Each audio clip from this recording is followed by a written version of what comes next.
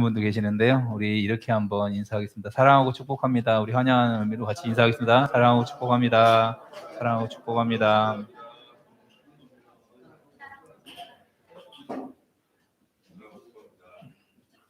네, 복음을 살아내는데 가장 중요한 주제가 바로 성령님입니다. 아까 나장로님 기도했던 것처럼 성령 충만하게 해달라고 또 기도하시면서 계속 이렇게 말씀을 해주셨는데, 성령 충만하지 않으면 복음을 살아내는 데 있어서 결국은 이 나와 또 하나님 간의 이런 어떤 주도권 싸움인데, 그냥 내 생각으로 내 육신으로 살면 하나님이 기뻐하는 모습이 아니라 결국은 내가 원하는 대로, 내 정욕대로, 내 마음대로 미워하고 시기하고 질투하고 짜증내고 이렇게 살아갈 수 있지만, 성령이 우리를 이끄시고 성령이 충만케 우리를 인도하시면 하나님의 뜻을 행할 수 있게 되는 것입니다. 그래서 복음을 나누는 데 있어서 성령이라는 주제가 너무 중요한 주제입니다. 오해도 많이 있고요. 그래서 제가 예전에 성령 강림절에 이런 설교를 한번 언급했던 적이 있습니다. 성령에 대한 오해를 제가 설명드리면서. 그런데 복음을 또 설명하는 데 있어서 너무나 중요한 주제이기 때문에 어느 부분들은 좀 겹칩니다. 예전에 제가 성령 강림절 때 했던 설교.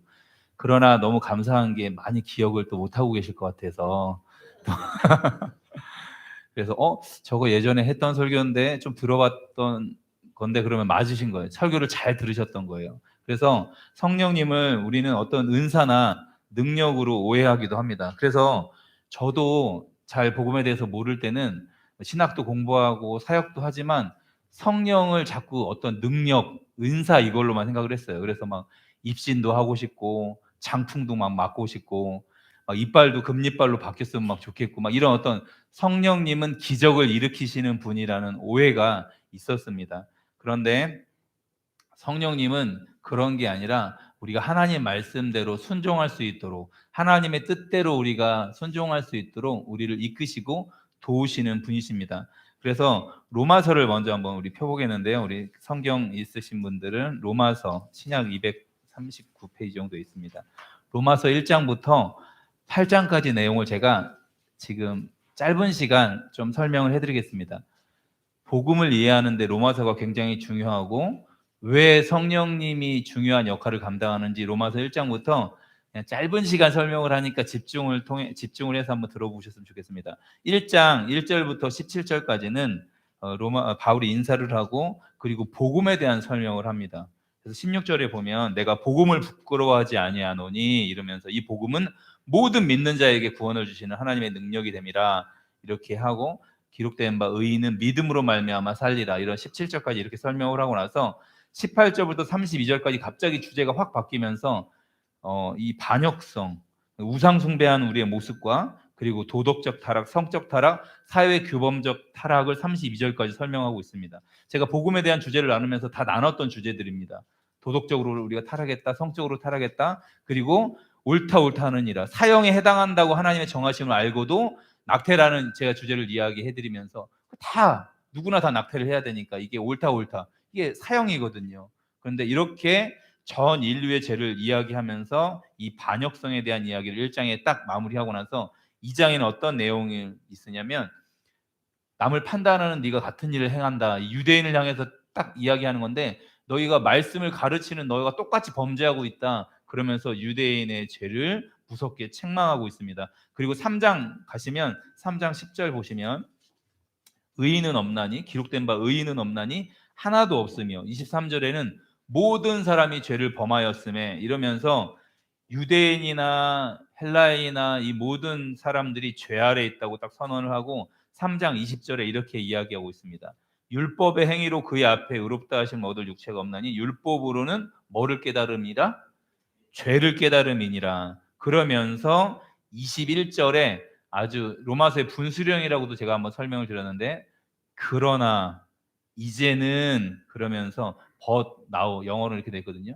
그러나 지금부터는 율법 외에 하나님의 한 의가 나타났으니 이 선지자들과 율법과 선지자들에게 증거를 받은 것이라. 그러니까 예수님을 믿는 믿음을 3장에서 그러니까 모든 사람이 죄 아래 있다고 설명을 하고 나서 예수 그리스도를 믿는 믿음, 차별이 없는 이 믿음, 그래서 믿음으로 말미암은 화목제물에 대한 설명을 3장에서 하고 있습니다. 십자가 복음을 제가 주제를 나누면서 이 내용을 3장 내용을 한번 설명해 드린 적이 있습니다. 그러면 우리가 그 믿는 믿음이 무엇인지를 4장에 설명하고 있습니다.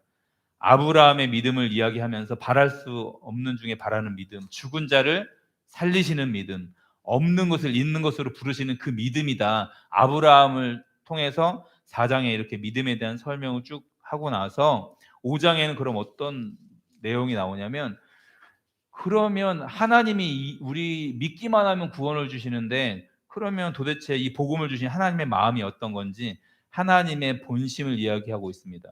우리가 아직 6절에 우리가 아직 연약할 때 그리스도께서 우리를 위하여 죽으셨다. 8절에 우리가 아직 죄인 되었을 때 그리스도께서 우리를 위하여 죽으심으로 우리가 구원을 받은 내용, 하나님의 사랑을 확증한 내용. 5장 10절에는 우리가 원수 되었을 때에 그의 살아나심으로 말미암아 구원을 받았다. 그러니까 우리가 연약할 때, 죄인 되었을 때, 원수 되었을 때 하나님이 변함없는 사랑으로 우리를 사랑하신다는 이야기를 5장에 설명하고 있습니다. 그리고 아담 한 사람의 범죄로 우리가 다 범죄가 된 것처럼 예수님의 그 섬김으로 우리가 다 의인이 됐다, 이런 이야기를 하면서 6장 내용에는 어떤 걸 설명하고 있으면 새 생명, 3, 4절 보면 예수님과 합하여 세례를 받은 사람들은 그의 세례와 함께 장사되었고, 6장 4절에 새 생명 가운데 새로운 생명을 준다라는 이런 이야기를 하면서 제가 설교했던 내용 중에 믿음의 결단, 여기라, 들이라, 계속 신뢰하라, 이 부분이 6장에 설명되어 있습니다.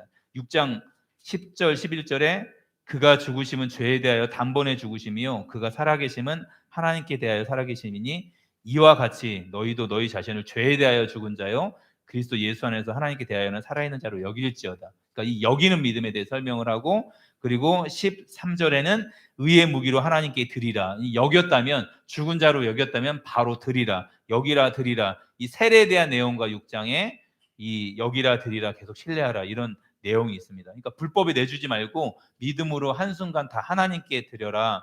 그리고 6장 23절 같이 한번 읽어보겠습니다. 6장 23절 시작.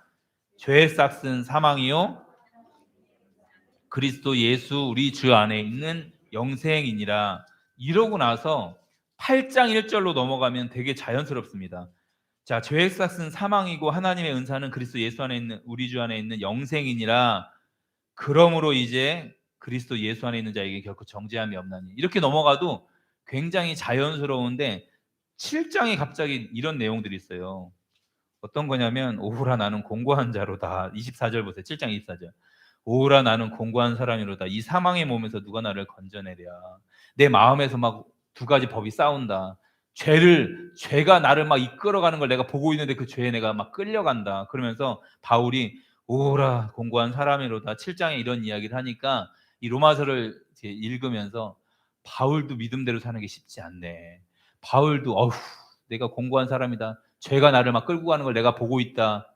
내 마음에 막 두 마음이 싸우는데 21절 보세요. 그러므로 내가 한 법을 깨달았노니 곧 선을 행하기 원하는 나에게 악이 함께 있는 것이다. 22절에 내 속사람으로는 하나님의 법을 즐거워하되 내 지체 속에 한 다른 법이 내 마음의 법과 싸워 내 지체 속에 있는 죄의 법으로 나를 사로잡는 것을 내가 보는 것.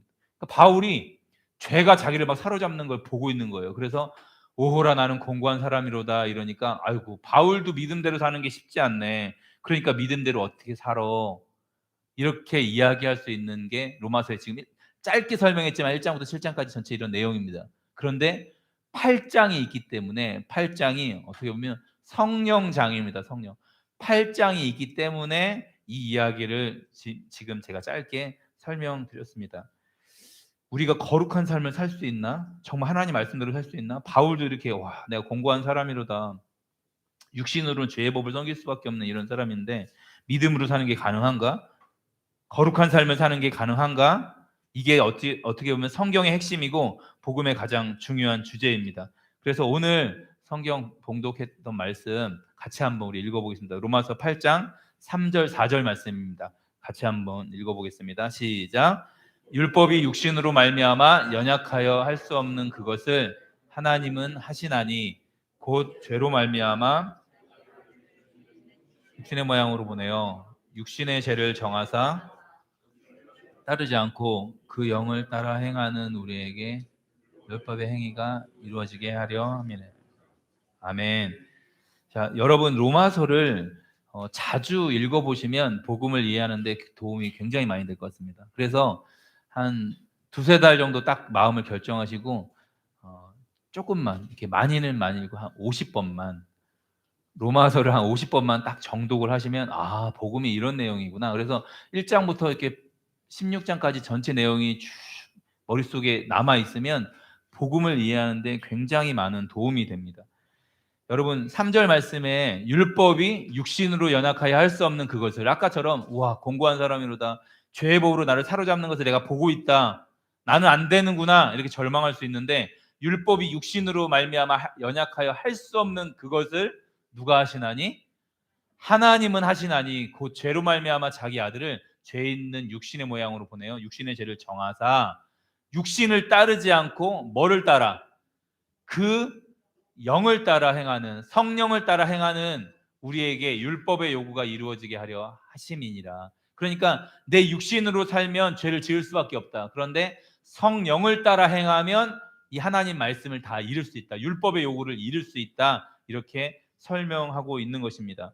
그러니까 성령을 보내신 목적은요. 어떤 능력도 나타나고 성령이 역사하는 곳에는 막 귀신도 내쫓아지고 병도 고쳐지고 막 이런 일들이 있지만 성령을 보내신 가장 중요한 목적은 우리가 하나님 말씀대로 살 수 있게 도와주시려고 하신 것입니다.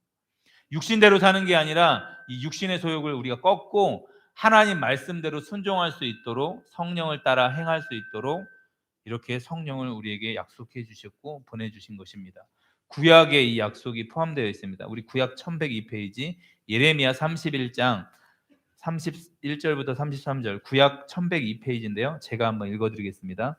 여호와의 말씀이니라 보라 날이 이르리니 내가 이스라엘 집과 유다 집에 새 언약을 맺으리라. 이 언약은 내가 그들의 조상들의 손을 잡고 애굽 땅에서 인도하여 내던 날에 맺은 것과 같이 아니할 것은 내가 그들의 남편이 되었어도 그들이 내 언약을 깨뜨렸습니다. 여호와의 말씀이니라. 33절에 그러나 그날 후에 내가 이스라엘 집과 맺을 언약은 이러하니 곧 내가 나의 법을 그들의 속에 두며 그들의 마음에 기록하여 나는 그들의 하나님이 되고 그들은 내 백성이 될 것이라. 여호와의 말씀이니라. 구약 1102페이지에 있는데요.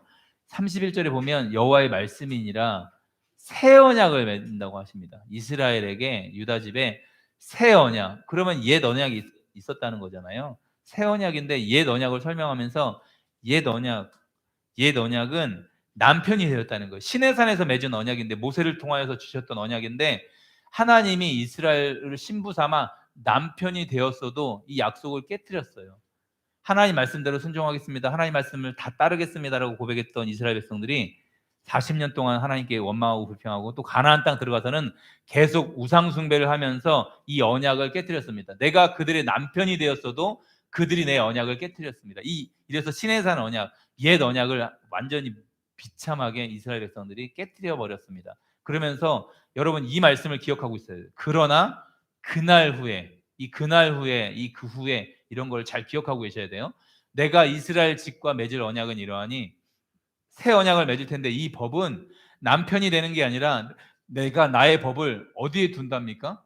그들의 속에 두고 그들의 마음에 기록한다는 거예요. 그러니까 십계명 두 돌판 율법을 통해서 받은 조항 613개 조항을 눈에 보이는 계명으로 주시는 게 아니라 우리의 마음에 우리의 심령 가운데 새겨 주신다는 것입니다. 이제 남편이 아니라 그냥 하나가 되겠다는 이야기예요. 새 언약은. 그래서 내가 그들의 하나님이 되고 그들은 내 백성이 될 거다. 이렇게 하나님이 약속해 주셨습니다. 앞에 화면 한번 보실래요? 앞에 화면을 제가 설명해 드리겠습니다. 옛 언약, 시내산 언약이라고도 하는데 이건 율법입니다. 하나님의 공의입니다. 그리고 이건 행위가 포함되어 있는 언약입니다. 순종하면 복을 받고 불순종하면 저주를 받게 되어지는 행위. 그리고 그 말씀대로 율법대로 살아야 하는 법입니다. 사람은 이게 불가능합니다. 할 수 없습니다. 그리고 이걸 돌판에 새겨 주셨죠. 그런데 행할 능력까지는 주지 않으셨어요. 그런데 그날 후에 이렇게 설명을 하면서 십자가 사건을 이야기하고 있는데 이제는 하나님이 하겠다 그러면서 새 언약을 주시는데 이건 똑같은 하나님의 공인데 이건 믿음으로 지킬 수 있는 법입니다. 그리고 행위가 포함되어 있는 게 아니라 우리의 마음에 새겨 주시는 언약입니다. 그리고 열심히 살아야 하는 법, 우리가 노력해야 되는 법이 아니라 사라지는 법, 살게 되는 법. 그러니까 성령이 우리를 이끌어 가셔서 살게 하는 법. 그리고 사람은 할 수 없는데 하나님은 하신다. 그리고 우리의 마음에 새겨 주셨습니다. 그래서 이 완전한 절망 가운데 우리에게 희망을 주시는 게 새 언약입니다. 그런데 자꾸 설명하는 게 그날 후에입니다. 그날 후에. 그날 후에라고 이야기하고 있습니다. 결국은 십자가 사건인데요.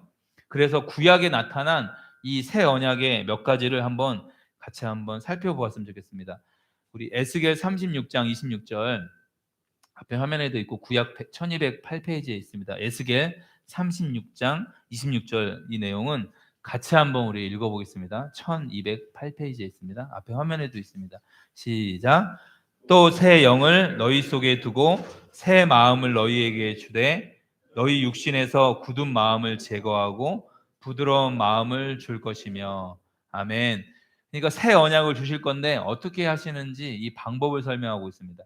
새 영을, 성령을 너희 속에 두고 새 마음을 너희에게 줄 건데 어떤 방법이냐면 너희 육신에서 굳은 마음을 제거하고 부드러운 마음을 줄 거다. 그러니까 하나님 말씀을 순종할 수 없는 딱딱해져 버린 심령, 이 굳은 심령을 제거하고 이 돌 같은 내 마음을 다 제거하고 부드러운 마음, 하나님 말씀에 순종할 수 있는 부드러운 마음을 주신다는 것입니다. 그러니까 성령이 우리 안에 들어오셔서 우리의 굳은 마음을 제거하고 부드러운 마음, 그래서 하나님 말씀에 순종할 수 있는, 하나님 말씀을 지키고 행할 수 있는 그런 마음을 우리 가운데 새롭게 창조하신다는 것입니다. 성령으로 새 마음을 우리에게 주신다는 것입니다. 이사야 32장 15절 말씀입니다. 구약 1005페이지에 있습니다. 이사야 32장 15절, 구약 1005페이지 정도 있습니다.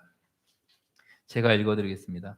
마침내 위에서부터 영을 우리에게 부어주시리니 광야가 아름다운 밭이 되며 아름다운 밭을 숲으로 여기게 되리라. 자, 다 망해진 이스라엘 백성들을 향해서 마침내 위에서부터 영을 우리에게 부어주시리니 광야가 아름다운 밭이 되면 아름다운 밭을 숲으로 여기게 되리라. 바벨론에 비참하게 포로로 끌려간 이스라엘 백성들을 회복시키시고 다시 돌아오게 하시는데 이 사건을 이야기하시면서 다 무너진 광야 같은 너희를 마침내 위에서부터, 어디서부터? 위에서부터 영을 우리에게 부어 주신다고 하나님 말씀하셨습니다. 그래서 이 광야 같은 우리의 마음을, 광야가 어떤 곳입니까? 아무것도 없는 곳이잖아요. 황폐한 곳이잖아요. 공허한 곳이잖아요. 그런데 우리의 마음의 상태와 같은 것 같아요. 광야라는 게 우리의 마음의 상태와 같이 죄로 망한 곳, 더 이상 하나님과 교제가 될 수 없는 광야 같은 나의 심령, 내 마음, 비참한 이 곳에서 마침내 위에서부터 성령을 부어주셔서 회복시켜 주신다는 것입니다. 아름다운 밭을 만드신다는 것입니다. 그러니까 광야가 밭이 됐다는 건 물이 들어왔다는 거죠. 그러니까 하나님의 이 성령을 폭포수같이 우리에게 부어주셔서 이 딱딱하고 굳어진 마음, 광야 같은 황폐한 우리의 심령 가운데 새롭게 밭이 될 수 있는, 숲이 될 수 있는, 많은 식물들이 생명이 살아날 수 있는 이 생수의 강이 흘러 넘치게 만드시겠다고 하나님 약속하시는데 방법은 마침내 위에서부터 영을 부어 주신다고 말씀하여 주셨습니다. 우리 요엘 2장 28절 29절 구약 1273페이지인데요. 요거랑 같이 한번 찾아보겠습니다. 1273페이지 요엘 2장 28절 29절 말씀입니다. 요엘 2장 28절 29절 말씀 같이 한번 우리 읽어보겠습니다. 시작. 그 후에 내가 내 영을 만민에게 부어주리니 너희 자녀들이 장래일을 말할 것이며 너희 늙은이는 꿈을 꾸며 너희 젊은이는 이상을 볼 것이며.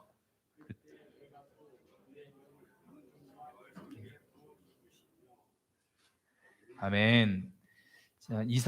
요엘 2장 28절 29절 말씀 보면 여기도 마찬가지. 아까는 그날 후에라고, 예레미야에는 그날 후에 이거 기억하고 계시라고 그랬잖아요. 근데 여기에는 28절에 그 후에 또 어떤 시점을 이야기하고 있습니다. 그 후에 내가 내 영을 만민에게 부어주리니 너희 자녀들이 장래일을 말할 것이며 너희 늙은이는 꿈을 꾸며 너희 젊은이는 이상을 볼 것이며 그때 내가 또 내 영을 누구와 누구에게 남종과 여종에게 부어줄 것이며, 그러니까 어떤 그날 후에 어떤 시점 이후에 그 후에 하나님이 성령을 막 부어주신다고 이야기했습니다. 그러면 장래일도 말하고 꿈을 꾸고 이상을 보고 남종과 여종에게 이 성령을 막 부어주신다고 이야기하고 있습니다.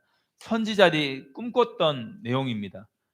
여러분, 구약 시대에는요 성령이 막 부어지는 사건들, 내주하시는 역사는 없었습니다.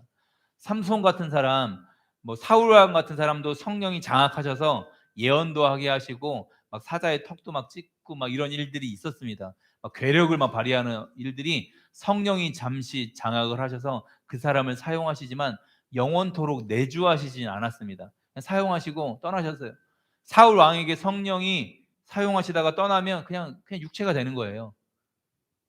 사울 왕이 대단한 막 예언을 하고 능력을 행했는데 하나님의 영이 떠나는 순간 그냥 죄인이 되는 겁니다. 그냥 육체가 되는 것입니다. 그러니까 영원토록 내주하시진 않았는데 그 후에 하나님이 막 이 영을 부어 주신다고 이야기하고 있습니다. 왜냐하면 구약 시대에는 이런 개념이 있었어요. 하나님이 임재하신다, 하나님을 만났다, 그러면 죄인은 바로 즉각 심판.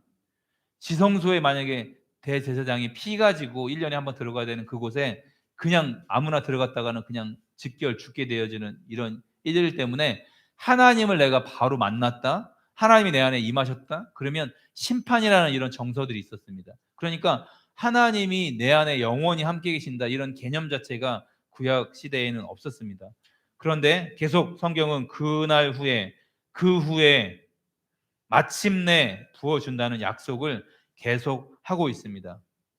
이건 장래일을 말하고 꿈을 꾸고 이상을 본다는 건 우리의 어떤 능력이나 우리의 노력으로 될 수 있는 일이 아닙니다. 성령님을 통해서 이 일이 가능하다는 것을 약속해 주셨습니다. 그럼 우리 한번 생각해 보았으면 좋겠습니다.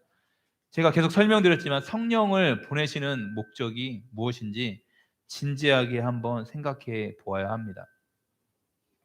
마침내 그날 후에 우리에게 성령을 부어주시는 일은요, 대단한 능력을 행하게 하기 위해서가 아니라 정말 하나님 말씀대로 살 수 없고 복음을 살아낼 능력이 없는 우리에게 복음을 살아내게 하시기 위해서 내주하시려고 오시는 것입니다. 우리와 영원히 함께 거하시려고 성령이 오시는 것입니다. 우리를 잠깐 사용하시고 떠나는 것이 아니라 우리와 함께 영원히 함께 하시기 위해서 성령을 부어주시는 것입니다. 신약 311페이지인데요. 에베소서 1장 13절 14절 말씀, 우리 한 절씩 한번 교독해 보겠습니다. 에베소서 1장 13절 14절 말씀입니다. 제가 13절, 여러분들이 14절 말씀 같이 한번 읽어보겠습니다. 그 안에서 너희도 진리의 말씀 곧 너희의 구원의 복음을 듣고 그 안에서 또한 믿어 약속의 성령으로 인치심을 받았으니 더더니 저것을 속량하시고 그의 영광을 찬송하게 하려 하심이라. 아멘. 자, 이제 신약에서 설명을 하고 있는데 에베소서에서 그 안에서 너희도 진리의 말씀이 뭡니까? 곧 너희의 구원의 복음을 듣고, 그러니까 말씀이, 이 복음이 이 전체 말씀이잖아요. 이 구원의 이 복음을 듣고 그 안에서 또한 믿어. 이 복음을 믿는 순간, 하나님의 말씀을 믿는 순간, 구원의 복음을 믿는 순간 어떤 일이 일어나냐면 믿어 약속의 성령으로 인치심을 받았으니, 그러니까 예수님을 믿는 순간 약속의 성령으로 인치심을 받는 거예요. 도장을 찍으시는 거예요. 하나님이 너는 내 거야, 사랑하는 딸아, 사랑하는 아들아, 넌 내 거야. 성령으로 인치심. 그러니까 우리가 어떤 계약을 하고 도장을 딱 찍잖아요. 이건 내 거야. 이 계약서, 이 뭐 집문서 같은 거에 딱 도장을 찍잖아요. 이건 내 거라는 거잖아요. 그러니까는 구원의 복음을 듣고 믿는 순간 성령으로 우리에게 인쳐 주시는 거예요. 하나님의 소유된 자들이라고. 그래서 이는 우리의 기업의 보증이 되사 그 얻으신 것을 속량하시고 그의 영광을 찬송하게 하려 하심이라. 그러니까 우리가 복음을 살아낼 수 있도록 성령님이 완벽하게 보증서 주셨습니다. 도장을 찍어 주셨어요. 성령으로. 절대 변할 수 없는 계약입니다. 하나님의 완전한 소유로 우리를 삼아 주셨습니다. 이 일을 디도서에서 설명하고 있는데 신약 349페이지입니다. 디도서 3장 5절 6절 말씀입니다. 디도서 3장 5절, 6절 말씀 같이 한번 우리 읽어보겠습니다. 같이 한번 5절, 6절 같이 한번 읽겠습니다. 시작. 우리를 구원하시되 우리가 행한 바 의로운 행위로 말미암지 아니하고 오직 그의 긍휼하심을 따라 중생의 씻음과 성령의 새롭게 하심으로 하셨나니 우리 구주 예수 그리스도로 말미암아 아멘. 성령이 두 번 지금 성령을 표현하고 있는데 5절에는요. 우리를 구원하시되 우리의 행한 바 의로운 행위로 말미암지 아니하고, 그러니까 옛 언약처럼 우리가 율법을 잘 지켜야 순종을 해야 복을 받는 게 아니라 우리의 의로운 행위로 말미암지 아니하고 오직 그의 긍휼하심과, 그러니까 하나님이 긍휼히 여겨주시는 것 때문에 우리가 구원을 받았습니다. 할렐루야. 그러니까 아까 장로님 기도하시면서 우리를 좀 긍휼히 여겨달라고, 불쌍히 여겨달라고 했던 그 마음, 그러니까 하나님이 우리를 긍휼히 여기셨기 때문에 우리가 구원을 받았습니다. 제가 예전에 그 신태인에서 잠깐 몇 개월 살았었는데, 그때 누가 강아지 한 마리를 주셔서 일해가 하도 심심해서 시골에 잠깐 허락이 돼서 이제 거기 이제 월세만 내고 살 수 있는 곳이라 신태인에 들어가서 몇 개월 살았는데 강아지를 주셨어요. 지금은 이제 저희가 다른 분한테 드렸고 보신탕이 된 것 같긴 한데, 예, 그때 참 슬퍼하긴 했는데 아내가 일해가 이제 정읍에 다른 분한테 맡겼더니 이렇게 복날 사라졌다고 하더라고요. 근데 이 민키라는 아이였는데 저희가 거기서 이제 이쪽으로 전주로 다시 이사를 나오면서 그냥 아파트도 평수가 그때는 작았고 강아지를 키울 수 있는 환경이 아니라 시골에다 원래 우리에게 주셨던 분한테 다시 갖고 가시라고 부탁을 드렸어요. 저희 이제 이사 가니까 여기 마당에다 놓을 테니까 저희 잘 그동안 주셔서 몇 개월 동안 잘 키웠습니다. 다시 갖고 가세요라고 했는데 저희가 3일인가 이틀인가 3일 있다가 뭐 짐 때문에 시골집에 갈 일이 있어서 갔다가 그 아이가 그 앞에 계속 있는 거예요. 그래갖고 막 그분한테 갔더니 그분은 뭐 그냥 버리든지 말든지 안 키우겠다는 거죠. 그래갖고 수소문해서 그냥 뭐 주변에 알아보니까 이제 뭐 혼자 사시는 이제 아주머니가 키우겠다고 하셔서 이제 거기다 맡기고 제가 한참 후에 또 거기를 한번 갔는데 그 마당에 그냥 비를 쫙딱 맞고 묶여갖고 그냥 너무 불쌍하게 있는 거예요. 그때 어떤 마음이 들었냐면 처음으로 궁휼한 마음이 막 들더라고요. 너무 불쌍한 거예요. 그래서 저희 평화동에 아파트 넓지도 않은데 도저히 키울 수 있는 환경이 아닌데 그냥 계집이랑 어떻게 그냥 무조건 불쌍하니까 그냥 계집이랑 해갖고 그냥 거기 베란다에다 그냥 키우기 시작한 거예요. 그러니까 그 아이를 데리고 오는데 그거를 보면서 이 아이를 우리 집안에 들이는데 딱 하나의 마음, 불쌍히 여기는 마음, 너무 궁휼한 거예요. 안타깝고. 하나님이 오직 그의 긍휼하심을 따라 중생의 씻음과 우리를 살려주시는 건요, 우리가 잘해서도 아니고 우리가 뛰어나서도 아니고 우리를 불쌍히 여겨주셨기 때문에 우리가 구원을 받았습니다. 할렐루야. 그의 긍휼하심을 따라 우리가 중생의 씻음을 얻었는데 이걸 어떻게 설명하냐면 성령의 새롭게 하심으로 하셨나니, 그러니까 성령이 우리에게 믿을 수 있는 마음을 부어주셨고 우리를 인도해 주셨고 하나님의 말씀을 듣고 우리가 믿을 때 성령이 우리를 새롭게 하여 주셨어요. 그리고 씻었다고 표현을 하잖아요. 중생의 씻음. 그러니까 성령이 우리를 새롭게 하여 주셨습니다. 그런데 6절 말씀에 이 믿을 때 우리를 새롭게 해주신 것뿐만 아니라 어떻게 이야기하냐면 우리 구주 예수 그리스도로 말미암아 우리에게 그 성령을 어떻게 부어주사? 풍성히 부어주사. 우리가 이제 믿음으로 살아갈 때 우리에게 예수 그리스도로 말미암아 성령을 풍성히 부어주십니다. 그러니까 믿을 때 구원받을 때 성령이 우리를 새롭게 해주시는 것뿐만 아니라 예수 그리스도로 말미암아 그 성령을 풍성히 부어주셔서 믿음으로 살아갈 수 있도록 우리를 도와주십니다. 성령이 우리 안에 풍성히 부어주셔서 우리 안에 사시면서 우리를 교정하시고 때로는 위로하시고 때로는 책망도 하시고 깨닫게 해주십니다. 또한 우리가 지치고 힘들었을 때 우리를 격려해 주시고 살아갈 수 있는 힘과 능력을 부어주십니다. 그러니까 어떨 때는 성령에 의지해서 기도할 때 아무 기도도 하지 않는데 그냥 너무 지치고 힘들어서 이 난관을, 이 고통을, 이 마음의 어려움을 돌파할 수 없는 그 시간에 그냥 주님 앞에 그냥 무릎 꿇고 주님만 해도 그냥 가슴 막 미어질 때가 있어요. 성령이 우리의 연약함을 막 도우실 때가 있으신 거예요. 그럴 때 우리를 책망하시는 게 아니라 우리가 실패하고 넘어지고 또 연약하고 하나님 앞에 부끄러운 죄를 지을 때 우리를 책망하고 우리를 막 다그치는 게 아니라 사랑하는 딸아, 사랑하는 아들아, 다시 일어날 수 있어. 내가 널 사랑하잖아. 다시 한번 해봐. 일어설 수 있어. 믿음으로 우리를 격려해 주시는 것입니다. 여러분들 얼마 전에 손주가 생기신 분도 계시는데 손주가 첫 걸음하실 때 기억나시죠?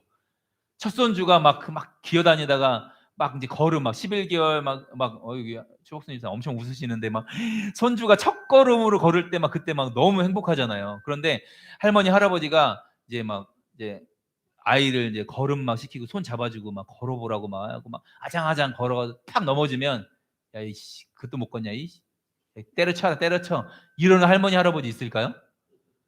팍 넘어져도 아이고 우리 손주 할 수 있어. 다시 한번 해보자. 의차 막 이렇게 격려해 주시고 막 힘을 주는 거예요. 그러니까 마찬가지로 첫 걸음 걸을 때 얼마나 많이 넘어집니까? 수십 번, 수백 번, 수천 번 넘어지고 일어서고 이걸 반복을 해야 걸음을 걸을 수 있습니다. 다 그렇게 컸어요, 자녀들이. 그렇죠? 진짜 자기 혼자 걸을 수가 없었어요. 성령님도 마찬가지로 우리가 넘어지고 실수하고 연약할 때 야, 다 때려쳐. 너 그런 거 하지 마. 이렇게 하시는 분이 아니라 사랑하는 딸아, 사랑하는 아들아, 일어날 수 있어. 걸을 수 있어. 다시 한번 힘내보자. 저 넘어졌어요. 저는 안 되는 것 같아요. 이렇게 낙심할 때마다 아니야. 다시 한번 해보자. 라고 우리를 위로해 주시고 격려해 주시는 분이 성령 하나님이십니다. 할렐루야. 그러니까 성령을 우리에게 풍성히 부어주셔서 이 일을 하시는 거예요. 요한복음 앞에 화면 한번 보도록 하겠습니다. 이건 찾지 않고 요한복음 7장 37절부터 39절인데요. 명절 끝날 곧 큰 날에 예수께서 서서 외쳐 이르시되 누구든지 목마르거든 내게로 와서 마시라. 이 초막절 날인데 이 8일 동안의 모든 절기를 끝내고 명절 끝날 이게 막 큰 날이에요. 마지막 날. 이때 엄청나게 매일 예배를 드렸던 이 사람들에게 누구든지 목마르거든 내게로 와서 마셔라 이러는 거예요. 8일 동안 예배를 드렸던 사람들에게 목마른 사람들은 내게로 와서 마셔라. 너희는 아침 저녁으로 계속 초막절이라 예배드리고 하나님의 말씀 들었는데 그래도 너희의 심령은 지금 목마르고 있어. 그러면서 누구든지 내게로 와서 마시라 예수님이 말씀하시는 거예요. 나를 믿는 자는 성경에 이른 것 같이 그 배에서 생수의 강이 흘러나오리라. 너희들 목마른 심령 가운데 생수의 강이 흘러나올 수 있는 방법은 나 예수 그리스도를 믿는 길이야 라고 예수님이 초막절 끝날에 명절 끝날에 이렇게 이야기하고 계십니다. 39절 같이 한번 읽어보겠습니다. 앞에 화면을 보시면서 시작. 이는 그를 믿는 자들이 받을 성령을 가리켜 예수께서 아직 영광을 받지 아니하셨으므로 성령이 아직 그들에게 계시지 아니하시더라. 아멘. 여기서 지금 가로가 쳐져 있는데 이 가로가 왜 쳐져 있으신지 아시는 분? 신학교 와서 이걸 처음 배웠는데 이거는 배우지 않으면 모르겠더라고요. 가로가 이렇게 쳐져 있는 성경을 신약을 읽다 보면 가로가 이렇게 쳐져 있거든요. 이달 목사님 빼고 혹시 아시는 분 계시? 그러니까 요 가로가 쳐져 있는 건요. 예, 나중에 지금 성경이 원본이 없잖아요. 사본들이 발견됐는데 자 예수님 시대보다 가까운 게 정확할까요? 먼 게 정확할까요? 사본이 가까울수록 더 정확하죠. 그러니까 사본으로 성경을 써놨는데 이렇게까지 써놨는데 최근 게 예수님 시대부터 더 가까운 사본이 발견된 거에는 저 말이 없는 거예요. 예수께서 아직 영광을 받지 아니하셨으므로 성령이 아직 그들에게 계시지 아니하시더라. 그러면 이미 정경이 다 돼서 다 보급돼서 전 세계에 성경이 있는데 이걸 빼기는 애매하고 그런데 원래 원본에는 혹시 없을 수도 있잖아요. 최근에 예수님 시대에 가까운 사본이 발견돼서 원래는 그래서 누가복음에는 많은 부분이 생략되어 있을 수 있습니다. 그래서 이거는 나중에 누가 이렇게 사본을 계속 필사를 하다가 추가해서 원래 있는 성경보다 더 추가해서 넣을 수도 있다. 근데 확실한 건 아니니까 이렇게 가로를 쳐놨습니다. 그래서 이는 그를 믿은 자들이 받을 성령을 가리켜 말씀하신 것이라까지만 요한이 쓸 수 있었어요. 그리고 후대에 누가 이렇게 해서 설명을 해준 거죠. 예수께서 아직 영광을 받지 아니하셨으므로 성령이 아직 그들에게 계시지 아니하시더라라고 추가로 설명을 했을 수 있겠죠. 그런데 자 어쨌든 자, 성령을 말씀하시는데 38절에 자, 나를 믿는 자는 성경의 이름과 같이 그 배에서 생수의 강이 흘러나오리라 그러면서 설명을 하는데, 이는 그를 믿는 자들이 받을 생수의 강은 결국 뭐라고 설명하시는 거예요? 성령을 가리켜 말씀하신 것이라. 그런데 어떻게 설명하고 있습니까? 예수께서 아직 영광을 받지 아니하셨으므로 성령이 아직 그들에게 계시지 아니하시더라. 그러니까 배에서 생수의 강이 흘러 넘칠 건데, 이는 그를 믿는 자들이 받을 성령을 가리켜 말씀하신 것이다. 그러니까 예수님을 믿으면 배에서 생수의 강이 흘러 넘치는데, 이건 성령을 말씀하시는 거, 성령. 그런데 예수께서 아직 영광을 받지 아니하셨으므로 성령이 아직 그들에게 계시지 아니하시더라. 그러니까 제자들에게 아직 성령이 임재하지 않았어요. 성령이 부어지지 않았어요. 이 성령이 부어지는 사건은 언제 일어납니까? 십자가 이후에 오순절 사건, 사도행전 기사에 예수님 승천하시고 나서, 승기하시고 나서 하나님 보좌 우편에 앉으시고 나서 이 모든 죄의 문제가 끝나야만, 십자가의 죽음으로 우리의 죄가 해결되고 3일 만에 부활하심으로 말미암아 이 죄의 모든 권세가 박살났고 40일 동안 제자들에게 설교하시고 가르치시고 승천하셔서 하나님 보좌 우편에 앉으셔서 우리를 위해서 중보 기도하고 계시죠. 이 일이 완성돼야만, 즉 죄의 문제가 끝이 나야만, 죄가 해결돼야만 성령이 우리 안에 들어오실 수 있습니다. 그러니까 믿지 않으면 성령이 우리 안에 들어온다는 건 불가능한 일이에요. 그러니까 불신자들에게, 예수님을 한 번도 믿지 않는 사람에게 성령이 충만하게 임했다? 이건 불가능한 일이에요. 성령의 사람이 됐다? 이건 가능하지 않습니다. 예수님을 믿는 그 순간 성령이 우리 안에 부어져서 우리를 하나님의 영으로 인도해 가시는 것입니다. 그러니까 예수님을 믿으면 생수의 강이 성령으로 흘러 넘치는 것입니다. 이 거룩하신 성령님이 우리 안에 어떻게 거하냐면, 죄의 문제가 끝나야만, 그 후에 십자가 그 사건, 하나님이신 그분이, 하나님의 유일하신 아들이신 그분이 이 땅에 인간의 몸으로 성육신, 인카네이션 되셔서, 성육신 되셔서 우리의 모든 죄를, 인류의 모든 죄를 짊어지고 갈보리 십자가에서 다 이루었다, 끝났다, 이제 피니시드, 모든 것이 끝났다, 죄가 끝났다, 심판이 끝났다라고 하나님의 모든 저주와 심판을 다 갈보리에서 끝내시고 3일 만에 부활하심으로 말미암아 그리고 승천하셔서 하나님 우편의 원래 자리로 회복하는, 이것이 완성돼야만 성령을 보내줄 수 있어요. 그리고 열흘 만에 예수님 승천하시고 이제 열흘 있다가, 그러니까 예수님 십자가의 부활 사건으로 50일 있다가 오순절 때 성령이 충만하게, 오순절 사건에 120명 사도들과 제자들의 120명에게 성령으로 충만하게 임했을 때 다른 언어로 막 기도하기 시작했습니다. 방언으로 기도하기 시작했습니다. 여러분, 죄의 문제가 끝이 나야만 우리 안에 성령이 오실 수 있습니다. 요한복음 16장 6절 7절 말씀, 신약 175페이지인데요. 제가 한번 읽어드리겠습니다. 도리어 내가 이 말을 함으로 너희 마음에 근심이 가득하였도다. 그러나 내가 너희에게 실상을 말하노니 내가 떠나가는 것이 너희에게 유익이라. 내가 떠나가지 아니하면 보혜사가 너희에게로 오시지 아니하실 것이요, 가면 내가 그를 너희에게 보내리니. 보혜사, 상담가, 카운셀러, 이렇게, 그러니까 하나님이 우리 안에, 예수님이 우리 안에 보혜사를 보내실 건데 떠나가야만 이 일이 가능하다라고 말씀하시는 거예요. 요한복음은요 13장부터 지금 한 장소에서 이야기하고 있습니다. 유월절을 준비하시면서 예수님이. 그런데 어떤 말을 하냐면, 자꾸 주님이 가신다고 하니까 내가 가는 그 길을 너희가 알 거다, 내가 길이요 진리요 생명이요, 그러면서 막 도마도 막 어디로 가십니까, 가지 마세요, 막 어디를 자꾸 떠나신다고 하니까, 우리의 주님이, 우리의 선생님이 자꾸 떠나가신다고 하니까 제자들이 막 근심이 막 가득한 거예요. 그러니까 예수님이 도리어 내가 이 말을 함으로 너희 마음에 근심이 가득하였도다. 그러니까 제자들 표정이 너무 안 좋으니까 이 말을 하시면서, 그러나 내가 너희에게 실제를 말하겠다, 실상을 말하노니 내가 떠나가는 것이 너희에게 유익이다. 내가 떠나가지 않으면 보혜사가, 성령이 너희에게로 오시지 않는다. 나는 너희 옆에 있지만 이제는 성령 하나님이 너희 안에 들어오신다. 이게 더 유익이라는 거예요. 똑같은 말씀인데 요한복음 14장 16절 17절 말씀입니다.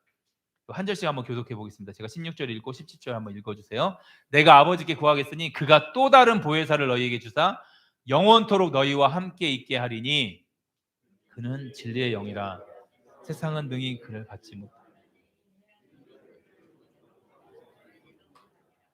그러나 너희는 그를 아나니 그는 너희와 함께 거하시며 또 너희 속에 거하시겠습니다. 아멘. 영원토록 아버지께 내가 구하겠는데 또 다른 보혜사를, 그러니까 예수님도 보혜사지만 또 다른 보혜사를 너희에게 주사 영원토록 너희와 함께 있게 하리니 마지막에 보면 또 너희 속에 계시겠음이라 설명하고 있는 거예요. 성령님을 주신다고 약속하셨습니다. 여러분, 성령을 따라 행하게 하셔서 말씀대로 살 수 있게 하시는데 그 방법이 뭐냐면 내가 아버지께 구해서 또 다른 보혜사를 너에게 주겠는데 그는 영원토록 너희와 함께 할 거고 너희 속에 계실 것이다 라고 이야기하고 있습니다. 여러분, 윌터 마샬이라는 분이 사역자셨는데 절망 가운데 빠지신 거예요. 이분이 너무 힘들었어요. 그래서 어떤 생각까지 가지셨냐면 난 너무 연약하고 하나님 앞에 참 부끄럽고 내가 주의 종이 맞나? 난 주의 종이 아닌 것 같아. 이런 고민을 가지고 청교도 신학자였던 토마스 구딘이라는 분을 찾아갔습니다. 그리고 주저리주저리 자기 연약하고 너무 부끄럽고 내가 참 주의 종이라면 이렇게 살면 안 되는데 참 사역자라고 너무 부끄럽다. 늘 죄에 넘어지고 연약하고 하나님 앞에 부끄럽고 나는 하나님의 종이 아닌 것 같다.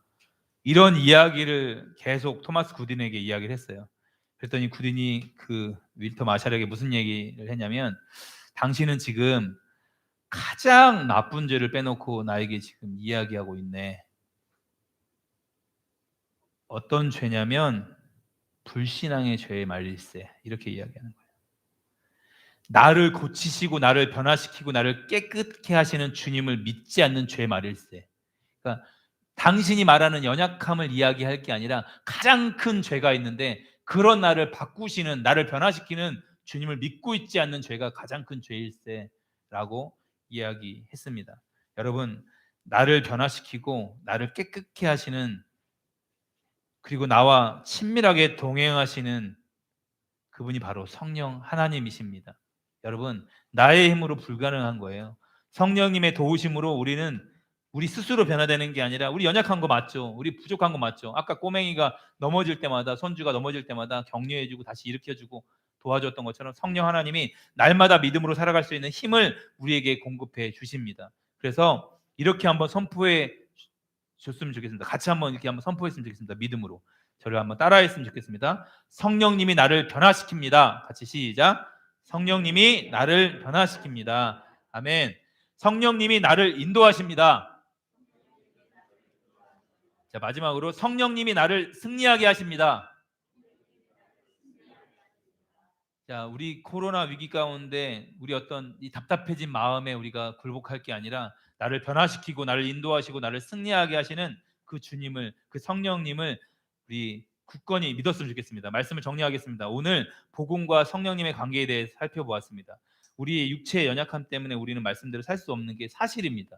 우리의 힘으로는 살 수 없는 게 사실입니다. 그러나 우리의 연약한 힘으로 되지 않는 그것을 성령님이 함께함으로 충분히 복음을 살 수 있습니다. 하나님 말씀대로 살 수 있습니다. 내 안에 계신 성령님으로, 성령님의 능력으로 가능한 일입니다. 이제 이 복음을 살아내게 하시는 성령님을 매 순간 의지했으면 좋겠습니다.